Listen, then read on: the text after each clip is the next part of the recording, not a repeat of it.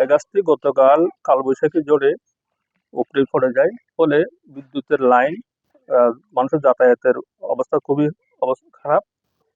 আমরা আশা করছি বিদ্যুৎ কর্তৃপক্ষ এবং স্থানীয় প্রশাসন মিলে গাছটা সরানোর ব্যবস্থা করবেন এবং বিদ্যুৎ লাইনগুলো ঠিক করে মানুষের সেবায় এরা এগিয়ে আসবে। কাছারি পাহাড় সংলগ্ন রুস্তম আলীর দোকানের পাশে প্রায় ৮০ বছর বয়সী এই আম গাছটি গত রাত্রে কালবৈশাখী ঝড়ে উপড়ে পড়ে যায়। দোকান এবং আশপাশের বাড়িঘরের অনেক ক্ষয়ক্ষতি হয়। এই গাছটা পরে মসজিদে যাওয়ার রাস্তা, যাত্রীদের গাড়ি চলাচলে ব্যাঘাত ঘটতেছে। এই গাছটি যথাযথভাবে সরিয়ে নেওয়ার জন্য কর্তৃপক্ষের দৃষ্টি আকর্ষণ করছি।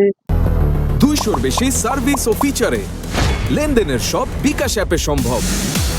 গতকাল রাত্রে কালবৈশাখী ঝড়ের কারণে গাছটি উপড়ে পড়ে যায়, ফলে রাস্তাঘাট চলাচল করার অসুবিধা হচ্ছে।